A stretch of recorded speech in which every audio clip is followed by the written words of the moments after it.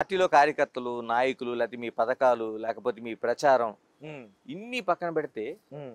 వేణుస్వామి చాలా వరకు జాతకాలు అనేవి అద్భుతంగా చెప్తాడు. ఆయన నీకు చెప్పిన చెప్పినాడా? జాతకాలు నీ- చాలా నీ- నీ- వరకు నీకు చెప్పినాడా అంట? అంటే ఆయన చాలా వరకు చెప్పిన నీకు వీడియోలు చెప్పినాడా? సక్సెస్ అయినాయి. నీకు చెప్పినాడా? నేను ఆ మాత్రం చెప్పించుకోను ఇప్పుడు.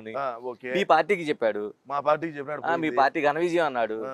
ఏమైందండి? దానికి పెడిక్యూర్ చెప్తా. చేశారా లేకపోతే ఓడికి పెడిగ్రీనే ఆ, ఓడే అంట. నేను స్వామి అంటే స్వాముల్ని మనం కించపరిచినట్టు.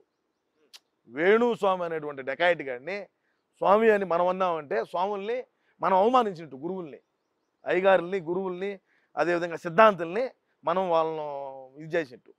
ఇట్లా డెకాయిట్ గాడే అనాలా. మరి 2019లో 150 వస్తాయని చెప్పినప్పుడు మీరేమనలేదంట? ఎవరు? మేము అడిగినామా? మాకు అవసరమా? మాకు అవసరం లేదు.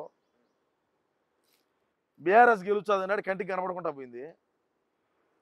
అదేందో క్రికెట్ ఏదో మనకు తెలియదు, మనకి బ్యాట్ కూడా పట్టుకోలే ఈ రోజు. IPL. హైదరాబాద్ అది పోయింది.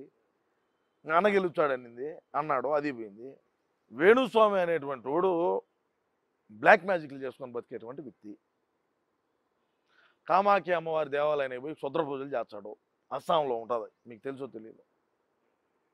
వాట్సాప్ స్టేటస్ కూడా పెట్టినాడు, ఈ మధ్య చూశాను నేను. ఆ స్టేటస్లో కామాఖ్య అమ్మవారికి పోతున్నాను, శత్రు వినాశనార్థం, శత్రువుల బాధ ఎక్కువైపోయిందంట ఆయన. అదే నావదోడు నా కొడుకులు ఉంటాను అలా మాట్లాడే వల్ల శత్రువుల బాధ ఎక్కువైపోయింది, వీళ్ళను నేను ఒక రోజు అది చేసేదానికి పోతున్నాను అని చెప్పి అన్నాడు. కామాఖ్యమ్మ దేవాలయానికి పోయేటువంటి వాళ్ళు ఎట్టాటోళ్ళు అంటే భయంకరంగా బ్లాక్ మ్యాజిక్లు చేసేవాళ్ళు.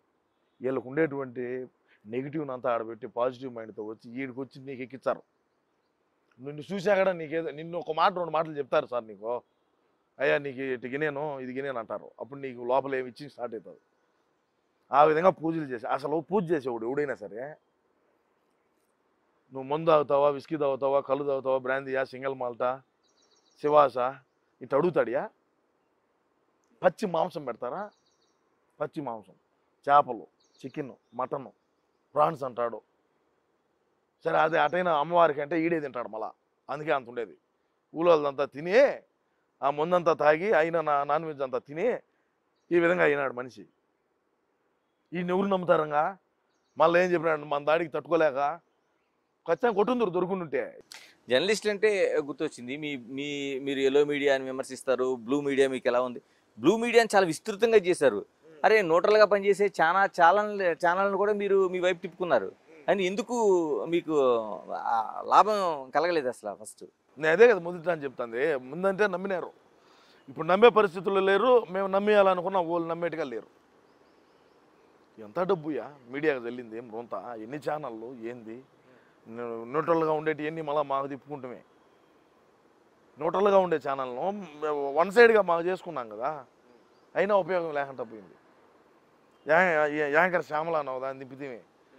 అయ్యా పిఠాపురము, మంగళగిరి, కుప్పంలో పెట్టిన శ్రద్ధ పక్క నియోజకవర్గాల మీద కన్నా పెట్టిగా ఉండుంటే ఇంకొక 4-5 స్థానాలు మాకు పెరిగేటి. పిఠాపురంలో పవన్ కళ్యాణ్ గారిని ఓడియాలనేది లక్ష్యం అన్నది, మంగళగిరిలో నారా లోకేష్ బాబు గారు ఓడిపోవాలనేది అన్నది, బాబు గారు చంద్రబాబు నాయుడు గారు కుప్పంలో ఓడిపోవాలనేది ఆయన. ఈ 3 నియోజకవర్గాల మీద పెట్టినటువంటి శ్రద్ధ పక్క నియోజకవర్గాల మీద పెట్టుంటే కనీసం మనకు అమ్మ ఇప్పుడు ప్రతిపక్షంలో కూర్చున్న దానికన్నా అర్హత ఉండేది.